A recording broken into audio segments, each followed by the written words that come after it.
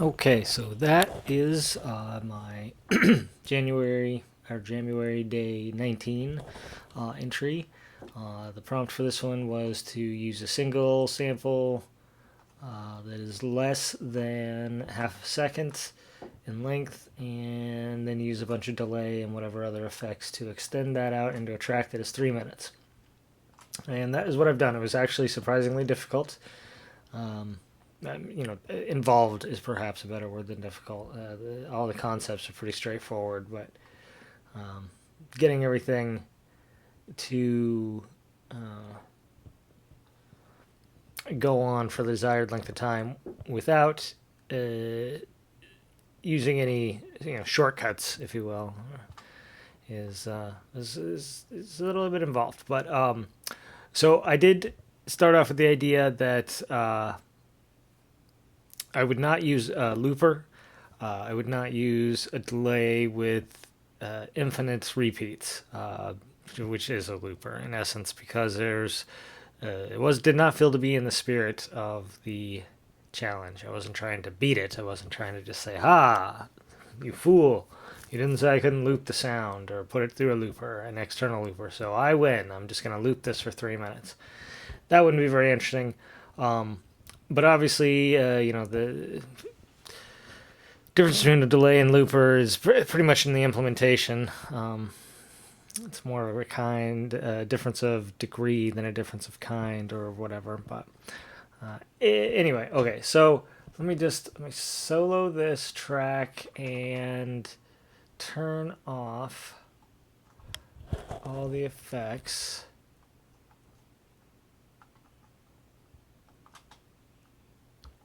Right, this is the first track.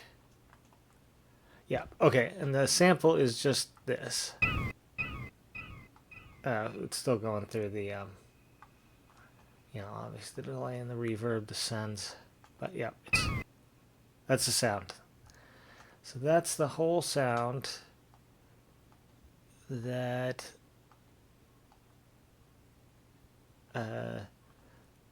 is running this whole track. Oh, goodness. Hold on 1 second.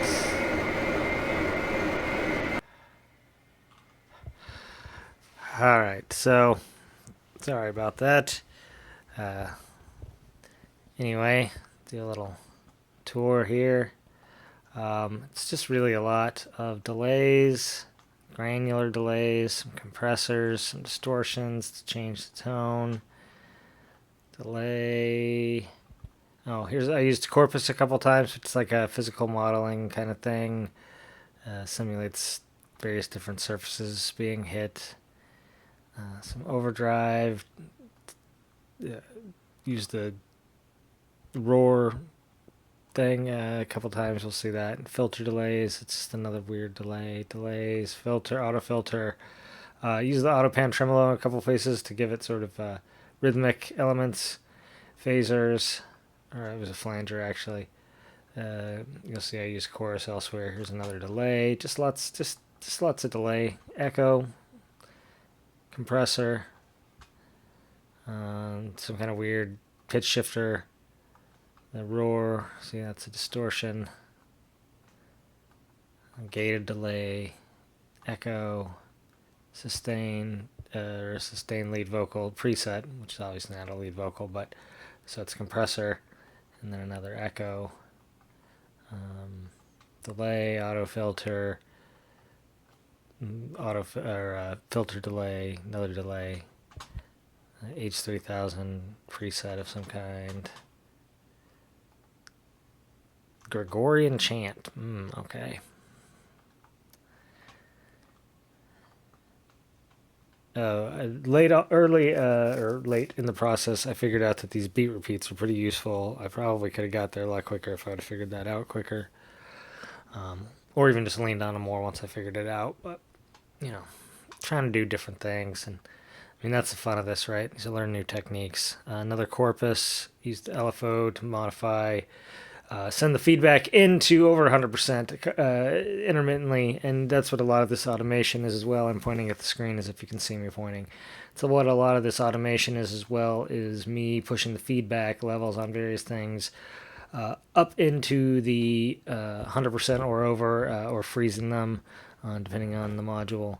My intention was to not just to not do that essentially when I started, but I didn't. I found that I could not get there without using some delay freezing, and beat repeating is another delay freeze, but rather than just turn it on and just let it run, which again against Spirit, I made it dynamic, so I turned it on and off to to do things. Musically is perhaps a stretch, but sonically in an interesting way. Yeah, I kind of even lost track where we are, but these are all the same. It's all just delays, compressors, some distortion. Oh, I tried a vocoder on this. It was kind of tricky to do this because you can't actually hear what you're doing a lot of times. These are like cascading down. So one is where the original sample is. It's got it delays, and then that feeds tracks 2 and 3, and then tracks 4 and 5 are fed off track 2, and tracks 6 and 7 are off track 3. Track 8 is off 4. Track 9 is off 4. Yeah, and that's where I stopped. So they basically just cascade down.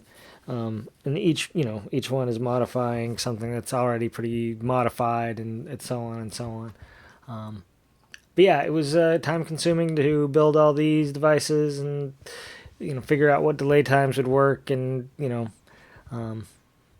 if I would have started doing it the way I did it towards the end, I would have been faster. But again, I was trying to do it without freezing, using any frozen / 100% delays at all, and it just didn't really seem to be possible. There feedback techniques in modular or whatever, I probably could have managed it, was another thing I considered. But again, just setting up a feedback loop that just runs forever doesn't seem that interesting either. And I did attempt something like that in this, and it's a good thing I had a limiter on the master, let's just say that.